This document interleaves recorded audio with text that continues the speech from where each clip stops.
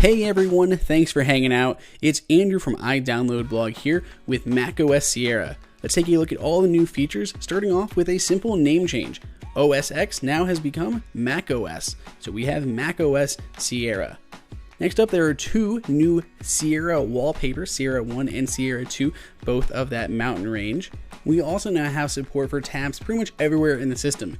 It'll work in both first and third-party application, so things like text edit and pages and mail, and even a lot of third-party applications take advantage of this, so things like a photo editor would allow you to have multiple photo tabs open at the same time. So just built-in native support for tabs other than what we had in the past. Things like Finder and Safari already had them, but now there are more places. We also now have picture-in-picture. This is a great new feature inside of macOS Sierra. So any video inside of Safari that's a native HTML player will automatically have it built in, and third-party ones can add it via a new API. But it really just allows you to resize the window. You can put it in any of the four corners, so I can throw it in the top left, top right, bottom left, bottom right, just by dragging it into those spots, and it'll snap into that corner. You can resize it to about a quarter of the screen. You do have control, so I can pause the video while it is in picture-in-picture, and of course it just floats over top. Whether you're changing spaces, applications, it'll always just be on top, and you can click that little button and it'll jump right back into the window where you found it when you're done watching, whatever it is, sports or a great iDownloadBlog YouTube video. Optimized storage is a great feature that's been talked about a lot and allows you to really save a lot of space on your computer. I've seen people getting easily 25 gigabytes of space out of a computer that's really already filled up. You simply go to About This Mac, go to Storage, and hit Manage, and you'll have this nice little drop down of different ways that you can save space. So first off, putting some things in iCloud. The second, optimized storage there will automatically delete large attachments from your files, delete already watched movies and TV shows, and just store them in iCloud for you. You can also go in and actually see all of your files, so I can see what inside of my computer is taking up a bunch of space between just my documents, my downloads folder, or even just the file browser in general, so I can really easily see which is taking up space, and I can remove them if I need to. I can go to applications. I can see all of my applications sorted by name or by size. I can view them with that little magnifying glass or delete them with the X button, or I can click on Open Application in the menu bar if I'd like to. I still have options on the left-hand side to see how much space is available in iCloud, in Mail, things like GarageBand, and even Trash. And the Trash can also be turned on to automatically delete itself after 30 days, also helping save space if you don't do that often. Metal, Apple's low-level graphics system, has been ported over to the Mac now, so you can take advantage of that on newer applications that support Metal. So it's going to be really great for games or photo editing applications to really get lower down in the system and be able to have more performance without using more battery life. The console got a nice new makeover. That's what it looked like before, and this is what it looks like now.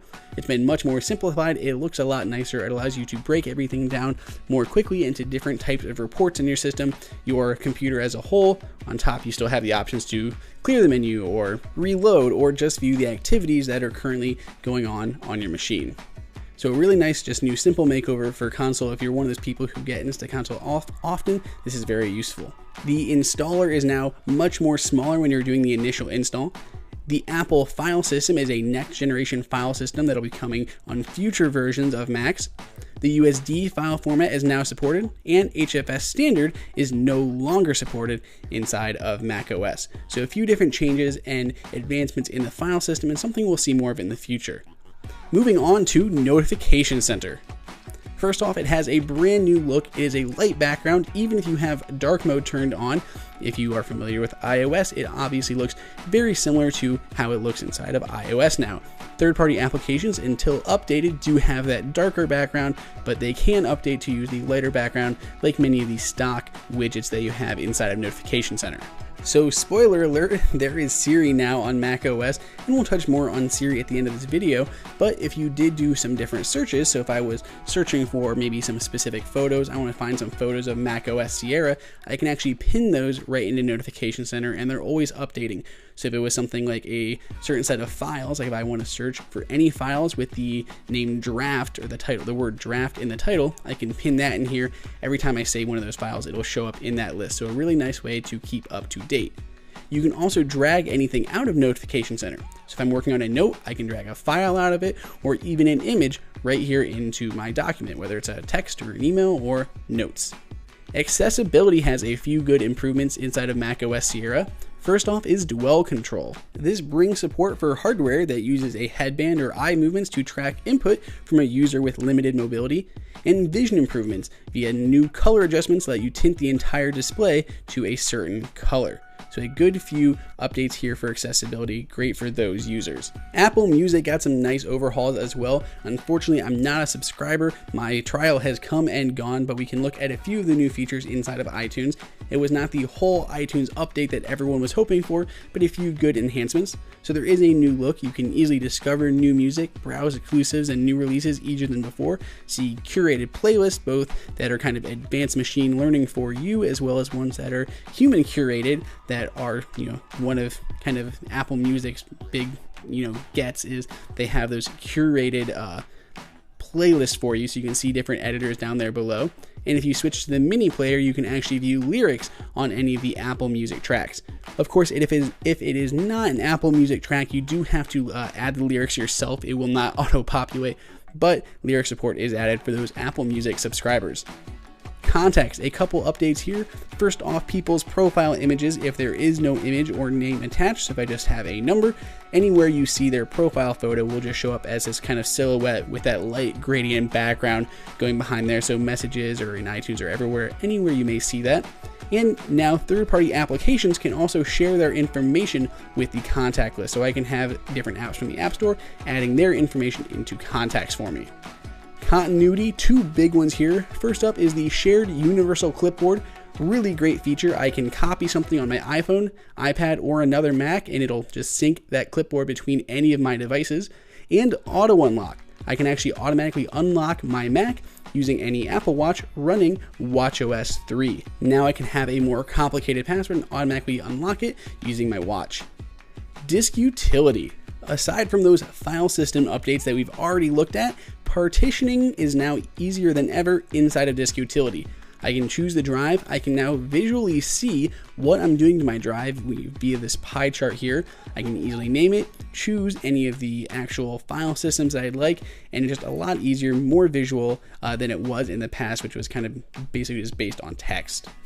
Finder, a few new updates here as well. Just like we looked at the beginning for optimized storage, I can have the trash automatically delete itself after 30 days. So if you don't clean it often, it's a nice easy way to actually keep getting that storage back. If you're sorting items by name, there is a new option to keep the folders at the top. So to have the folders, then everything else sorted alphabetically by name. Windows will now kind of snap to one another. It's not a giant graphical snap like you may see on the Windows side of things or when you're using full screen apps, but as I approach the side here, you can see it just sticks. My mouse is kind of moving side to side here, but it is sticking to the side of the actual window here or the wall, and it does it to different windows aside from the edges. So if I'm trying to line things up manually and put them where I need them, it will kind of jump to those areas, which makes just window management just a little bit easier. Another little touch that you may not even notice.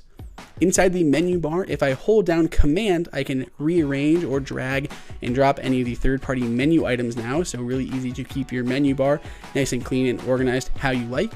And using the audio dropdown, I can actually now choose the outputs without having to choose Option. Before you would hold Option, click Audio, you could choose your output. Now you can choose Output without having to change anything.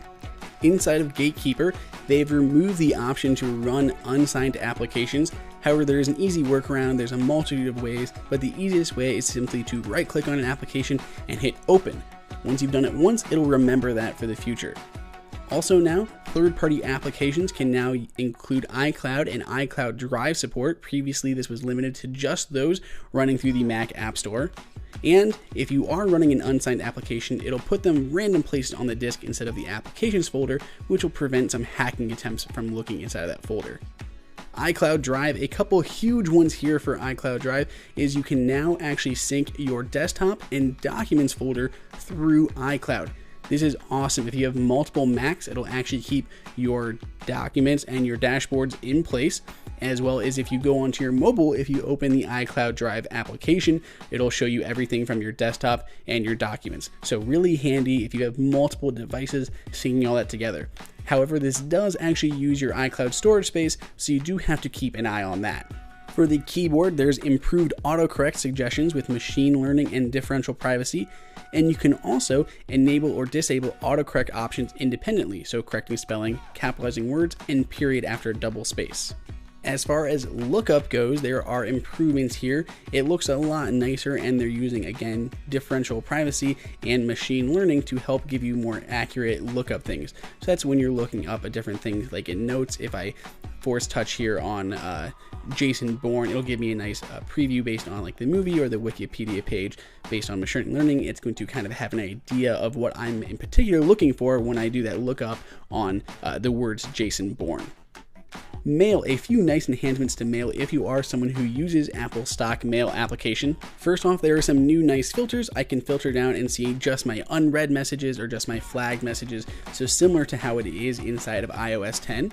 I can also now see everything, the messages that are threaded here on the right. They've changed order, so now the newest messages are down at the bottom and the oldest messages are up at the top. So they kind of swapped that around from how it was in the past. And some of the preferences have been moved around in the preferences pane. Messages got a huge update inside of iOS 10, and there are a few good enhancements here as well. First, inline previews of things. So if it's a video or if it's a GIF or if these web previews, you can actually see a little clip it. So if I'm sending over the new GoPro drone and the new GoPro cameras, it gives a little preview inside of the window.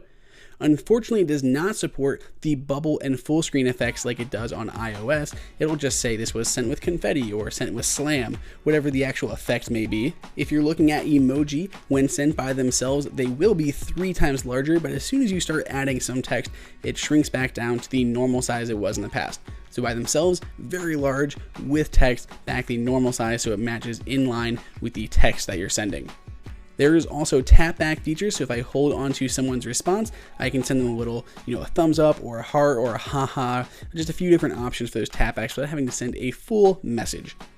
Notes, one really great feature that I love inside of Notes, and that is the collaboration. So I can share notes with people. So if I have my shopping list here, I want to send that over to my girlfriend so we can both see the list, add to the list, and check things off the list. So there's a new collaboration button inside the top. I can copy a link or simply search through my contacts and find someone there that I want to particularly invite. So a nice new feature here if you're someone who uses the Notes. I love Notes, and I really like being able to share these and collaborate with people now. Photos has gotten a huge enhancement here, really taking over from iPhoto. There are new vision improvements for the computer learning, and it's more able to accurately tell different people's faces and sort them in the actual People's tab. It can also recognize different scenes and objects, like animals or a fence or a sunset. Inside of the Places view, it now displays them on a world map, so I can see where all those individual photos were taken. So I can see my photos out here from San Francisco. I can just double tap on those images and pull them up and actually go ahead and view those images by themselves. They have actually kept track of the places before. There always was a Places tab, but now they just display them slightly differently inside of the Photos application. Particularly, they show them on that big world map, which is just kind of easier to see when you're looking at them from a high level. We can also go to featured memories or favorited memories. I have a couple here that I favorited. So I have Bahamas. I can open that up. It has the location, the name based on the location and the date. It has all the images broken down, and if they're kind of duplicate images, if I took a bunch of the same thing, it'll kind of hide the ones that are very similar, so I'm not seeing a bunch of repetitive images. On the bottom, it'll show me related memories, ones that are maybe based on the same people or the same location, so you can see the location there on the map. And on the top, it just has this little mini slideshow. Not only that, but because of the scene recognition and the Siri input, I can actually search for different photos. So I can say, show me photos of the water, and it'll actually search through my library and find any photos that I've taken on the water. And it'll combine all those together, and I can scroll through and see those. So it works for many different things, like show me pictures of animals or sunsets or people or based on a location or a date. So really awesome. I really like this searching feature. I love being able to say, show me sunsets, and it just shows me all of my sunset photos without having to dig through. Really great computer learning here. Obviously, this is not something new to Apple. Others have had this. Google Photos has had similar features, but it's really nice to see that starting to come here into macOS and into the native Photos application. Of course, you can do this on iOS as well. There have been some improvements to editing, not much.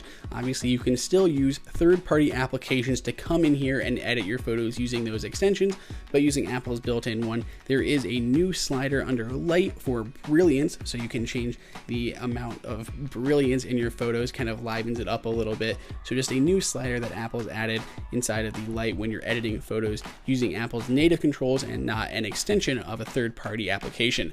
And when you do make those edits, you can actually now edit live photos. So you can see that live designation in the corner. You can edit live photos now in macOS. Safari has a few great improvements here. First off, extensions for Safari are being removed from the web store and they're being instead included in the Mac App Store. So applications like 1Password can include their web extension in their app and have it installed there instead of through the browser. The Safari will now also have this little pop-up that allow you to block plugins from running on sites, so like Flash or QuickTime or Silverlight. So I can have it trust this website completely, so every time it pops up, I can say not now and it'll continue asking me next time, or I can trust the website forever. Also, we looked at this briefly before, and that is the inline videos. You can actually now use picture-in-picture. If you don't know how to use it for YouTube, you simply right-click twice. Right-click once and the YouTube menu appears. Right-click again and the actual picture-in-picture menu will appear. So it will work with YouTube as well as other HTML-based videos. The last big feature inside of Safari is Apple Pay. That's right, Apple Pay is coming to the web. Using any website that supports Apple Pay, like Lululemon, you can go to complete your order, hit Apple Pay, it'll automatically pull in things like your address, and you can verify that payment through your iPhone or Apple Watch. And of course, we now have Siri on the Mac, probably one of the most advertised features, and that really allows us to do a bunch of different things. Siri lives in the menu bar, in the dock, or even using a keyboard shortcut. The keyboard shortcut that Apple kind of highlights is holding down Command and Spacebar. So similar to the Spotlight pop-up, but if you hold them, it'll invoke Siri instead. I can search through my photos, I can search through photos online, so I could search for a gazelle. It'll pull back image results and I can actually drag it right out of Siri into a document or an email or a text that I'm working on. So really nice for working with files that we could not see before on iOS. Of course, you can do the same old stuff. You can search for the weather or my calendar or a message or FaceTime, a lot of those sports scores, but unfortunately they don't have support for third-party applications. So I can't do things like hail an Uber, and I can't even actually control HomeKit as of this moment. So as always, Siri has a lot of room for improvement, but it is a welcomed addition. So that pretty much covers it. There are over 60 new features inside of macOS Sierra. Please go ahead and subscribe, ask any questions in the comments. And until next time, it's Andrew for iDownload Blog.